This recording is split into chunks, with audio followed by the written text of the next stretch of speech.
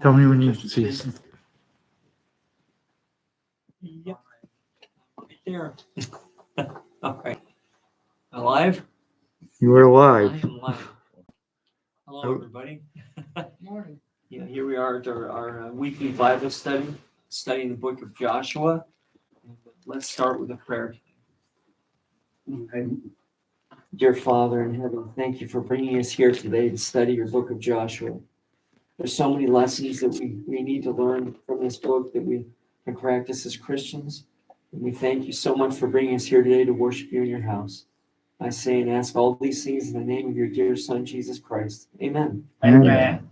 So last week, we talked about the distribution of the land on the west side of the Jordan.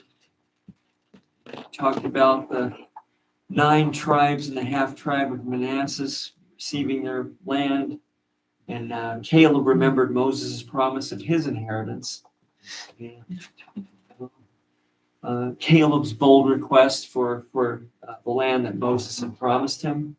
And so here we are studying chapter 14, verse 13. Somebody could read 13. I'll take the bullet on this one. Sounds good. Then Joshua blessed him, and he gave Hebron to Caleb, the son of Jephunneh, for an inheritance.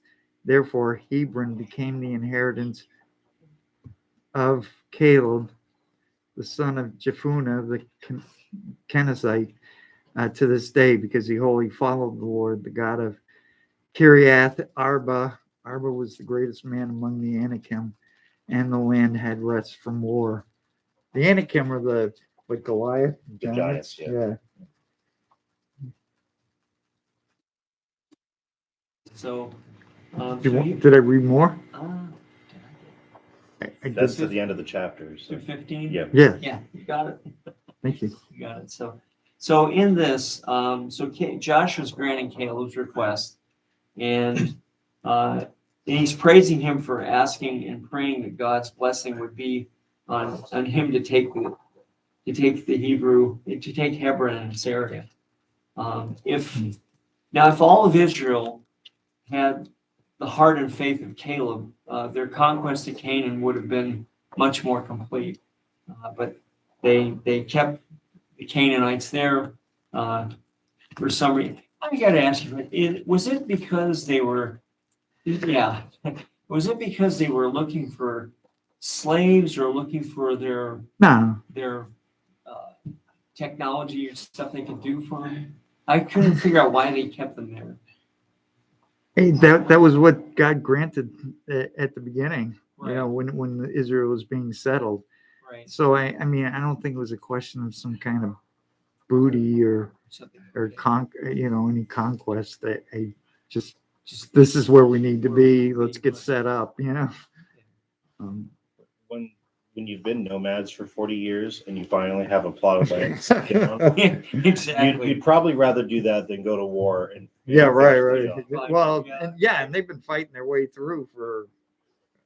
I really don't even know how many years actually. A long time, I know. At this, when we just read last time, he said that he's 85, so they've been at war for 5 years since arriving at the Promised Land. At the point at which they're dividing things up, right? That's a long time. It is a long time. Especially since most of those guys, they weren't warriors. Right. There were some. They Right. were like what David would become, that kind of thing. Exactly. But most of them were farmers and merchants, and they just wanted to Right. get on with life, But Caleb's like, give me your most difficult plot of land, I will kick everyone off. Yeah. Right. He's fired up about it, man. He's just like, I'm taking it. Hey, some people get a mission, On a mission, get out of my way. This Bible study, it said that there were only 3 people in the Bible who wholly followed the Lord. And Caleb was one, Joshua was another, and then they listed David, and he did follow the Lord, except when he was with Bathsheba. When he was messing up. When he was messing up and committing It was more than Bathsheba. It was. So it's like, okay, so I'm surprised Daniel wasn't on that list. But really? yeah, that's right, Daniel. Yeah. Absolutely, yeah, because he was Abraham. yeah. So I don't know. Messes up a lot too. Yeah. They all do, which makes me feel better. Okay. That's right. Mary. David Great is option. David is my, you know what I Yeah. mean? You know, he's Yeah. the one and it's like, you know, he had Bathsheba. He had a lot of issues with his kids, you Oh, know, yeah. absolutely. As a father, he don't think he was really No, he a was good not. father, really. He was one of these, oh, okay, sweetie, okay, I'll get that for you. Yeah. Okay. You know, and you can't, Yeah. you Wait till can't his do son that. tries to conquer him. It's like, oh, that's Yeah, bad, right. you know? Yeah. I mean, Absalom turns on him, drives him out of the city. And then the census, Yeah. you know, God told him, you know, I'm not interested in you taking a census. I'm Right. interested in you being obedient, you know. Right.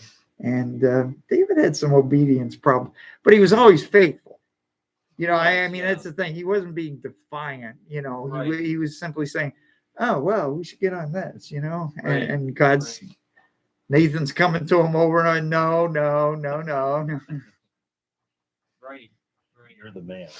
Yeah, right. Yeah, that's right. Not exactly a great choice. That's fine. Okay, I'm sorry. No, he is. He's definitely the leader.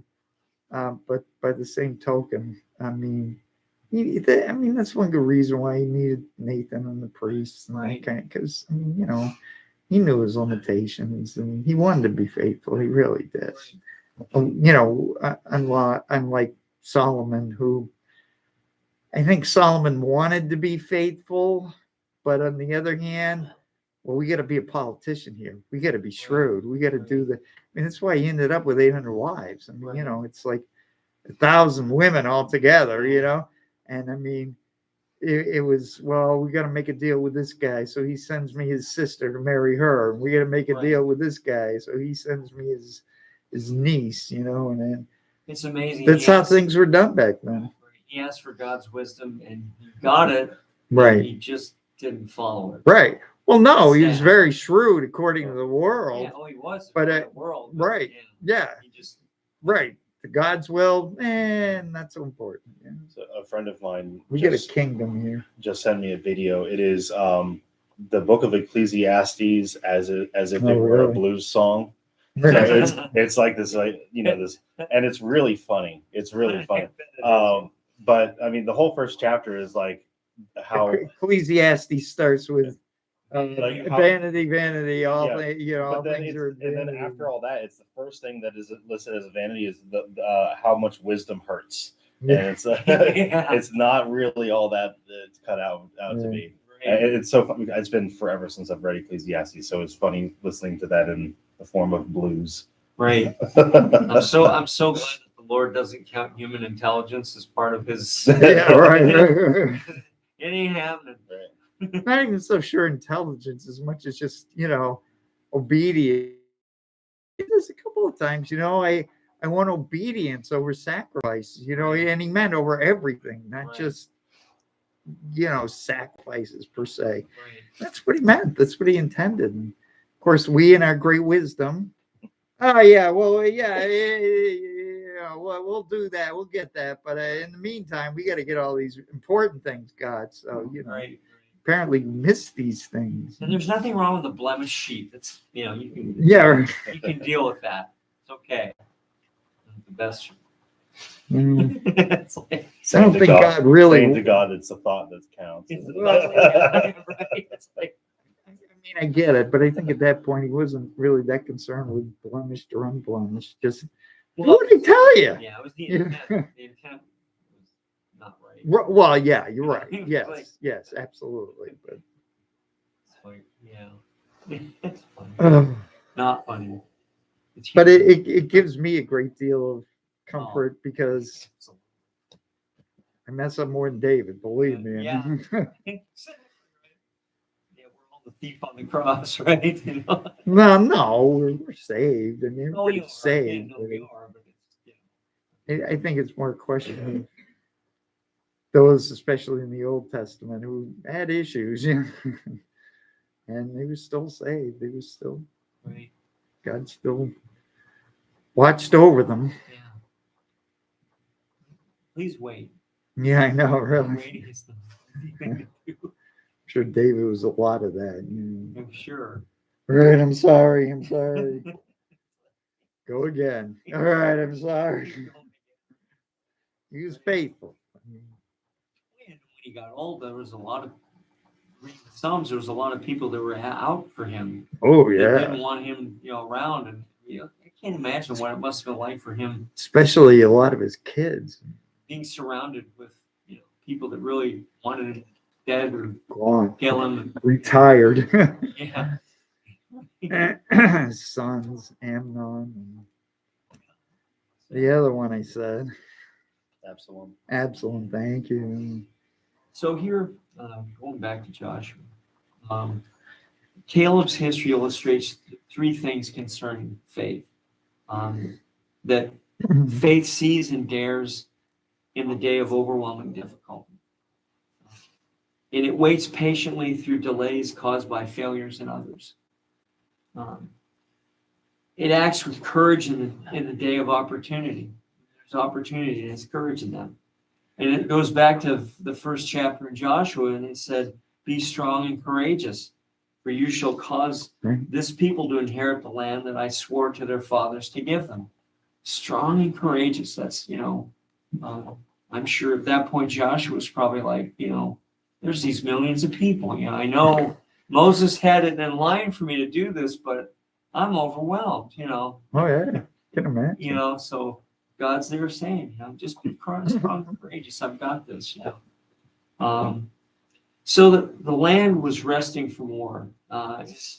It's somewhat difficult to know if this was a temporary rest or a more permanent end to Israel's wars of judgment and conquest. So I guess there were no more general wars at that point. And the inhabitants of Canaan were collectively could not fight by conforming with each other because Joshua had divided the land amongst the Israelite tribes. So he's basically allowing each individual tribe to expel the Canaanites. And these subsequent battles were they were particular wars. They weren't general campaigns. So, so the whole body of the Israelite body had to act against an enemy now disjoined and broken. So they've got them broken, and now each individual tribe is going to have to find their own way of fighting with the Lord. That never stops. The whole point of this is, I'm here, I will fight for you. And we'll see in subsequent chapters that they don't fight them and they let them stay. And we'll see in Judges how that does for them, spiritually. Mm-hmm. So we are in chapter 15 now. Pastor's going to read because of the number of names. And sorry, if you could read verses 1 through 12 in chapter 15. 1 through 12? Yeah. Wait a minute, you don't pay me enough. No, I know. That's right. Exactly. The allotment for the tribe of the people of Judah, according to the clans, reached southward to the boundary of Edom, to the wilderness of Zin at the farthest, and from the end of the Salt Sea, from the bay that faces back southward. It goes out southward of the ascent of the Akrabim, passes along to Zin. Sometimes you have problems. Yeah, it's okay. Thank you. And goes up south of Kadesh Barnea, along by Hezron, up to Adar, turns about to Karka, passes along to Asman, goes out by the brook of Egypt, and comes to its end at the sea. This shall be your south boundary, and the east boundary is the Salt Sea to the mouth of the Jordan. And the boundary on the north side runs from the Bay of the Sea at the mouth of the Jordan, and the boundary goes up to Beth Hogla and passes along north of Beth Araba, and the boundary goes to the stone of Bohan, the son of Reuben, and the boundary goes up to Devar from the valley of Akar and go northward, turning toward Gilgal, which is opposite the ascent of Adamim which is on the south side of the valley, and the boundary passes along to the waters of En Shamish and ends at En Rogel. Then the boundary goes up by the valley of the son of Hinnom at the southern shoulder of the Jebusite, that is Jerusalem. And the boundary goes up to the top of the mountain that lies over against the valley of Hinnom on the west at the northern end of the valley of Rephaim. Then the boundary extends from the top of the mountain to the spring of the waters of Nephtoah, and from there to the cities of Mount Ephraim. Then the boundary bends around to Bela, that is to Kiriath Jearim, and the boundary circles west of Bela to Mount Seir, passes along to the northern shoulder of Mount Jearim, that is Chesalon, and goes down to Beth Shemesh and passes along by Timnah. The boundary goes out to the boundary of the hill north of Ekron. Then the boundary bends around to Shekaron and passes along to Mount Bela and goes out to Jabneel. Then the boundary comes to an end out to Jabneel. Then the boundary comes to an end at the sea, and the west boundary was the great at the sea, and the west boundary was the great sea with its coastline. This is the boundary around the people of Judah according to their clans. According to the It's like, you've done it. Yeah, right. Get yourself up. An incredible list of names. That's great. Kind of makes you you guys are probably tired of hearing it too. Exactly. People are going, Right. Stop. yeah. So this, the boundaries of these lands was very specific. And God was telling Israel exactly what to do, and he was giving them exactly what they needed to go forward. There was no excuse for any disobedience to God because he's laying it all out for them. Right. So the position allocated here was the fighting front. It was touched by enemies on three sides. On the east, there was Moab. On the west, there were the Philistines. And on the south, there was Edom. Man, they got the short end of that Yeah, stick, they did. didn't they? That's right. And the thing is, We got to be the. you got fighting front, you know? Yeah. Like you're not getting out of this one. The thing that's interesting about this was the tribe whose standard was the kingly line, Judah, and Christ was from the tribe of Judah, as time went on. So they basically had their fiber toughened by the sternest discipline. They were in constant watchfulness against their foes, and they had long continued fighting with these people. I can't even imagine. Well, it's like Israel now, Yeah. surrounded by Arab countries. It's like, hey, here's a nice place for you to stay. Gee, thanks. Thank you. Well, we've been here in one form or another for 5,000 years. Yeah, exactly. 4,000 years. So he's giving this land according to their families. And, the family was the most basic level of organization for the people of God. And I had a question that, how important is the family in today's world? More important than ever. I mean, it is Yeah. important, but I mean, how important it is to the individual person. I think more and more we're becoming isolated from our neighbors. I think you can see Satan attacking the family unit. Oh, yeah. You see it. You see, and you look at, Martin Luther King and the history of those people, and since his, non-fighting, stance, you've watched families fall apart. Fathers aren't there, mothers, and it's like you can see in that sense. And now we're seeing it in the suburbs, and every place you look at, the family is being attacked, and we're not. it's interesting you're seeing, especially with the assassination of Yeah. Charlie Kirk. Now there's a lot of Gen Xers that are going back to church, and it's like I saw on the news today. There was a guy that he was influenced by him, and he says, I never went to church, but this week I'm going to church. And it's like, wow, that's I mean, Kirk was a very faithful guy. Oh, I mean, he was definitely a political guy, yeah, he but was. he was a very faithful Catholic, and it's kind of good to see that and I saw something on YouTube and I wanted to hear it, but I just didn't have the time. But it's kind of what I've been saying for a long time. The world's getting a lot unsafer for Christians.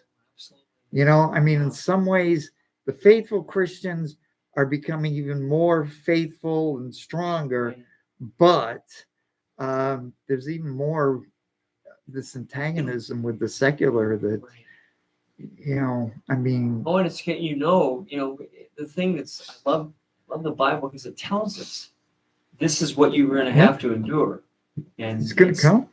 Jesus says you have to carry your own cross to be my disciple. Right. And I mean, lots of people think that that's some kind of, I don't know, pro forma, just kind of, carry a cross. So, but no, that's not what it means. It means you're going to have to deal with a lot of trials. Huh? Put your life on the line. Yeah, exactly.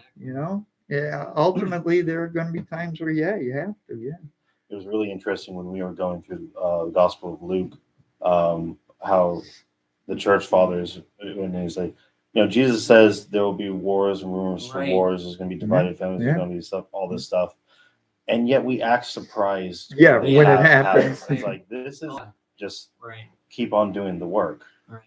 And that's not an easy thing to do. No, it's not. Not easy, And it's not going to get easier. No. I mean, this is not Mayberry anymore. I mean, this is people who have to be genuine in their faith and faithful to their faith, because that's what's going to carry them through. Exactly. You're seeing now 24-hour news on every side, and it's like, I can't even imagine the anxiety that people have. Well, yes, I can imagine. I have a lot of that anxiety, but it's you really have to just cut it off. Yeah. And just be like, how many thousands of years did people live their lives without knowing exactly what was happening all over the world? Well, But by the same token, the world has not been a peaceful place. No. I mean, there's 5,000 years of history. Yeah. And out of that, how many years has there been peace? Peace? Yeah. I don't know. No, about 600. 600. Yeah. So Yeah. basically almost like 1 in 10, I mean, not quite 1 in 10 years that have been peaceful. For every 10 years, there's been one peaceful year, and it's like, so I mean, in a sense, really it is kind of none, because for most of those conflicts, they were probably ramping up. That's why utopian societies never work. Yeah. Because, you can say, you start out great. Oh, yeah, great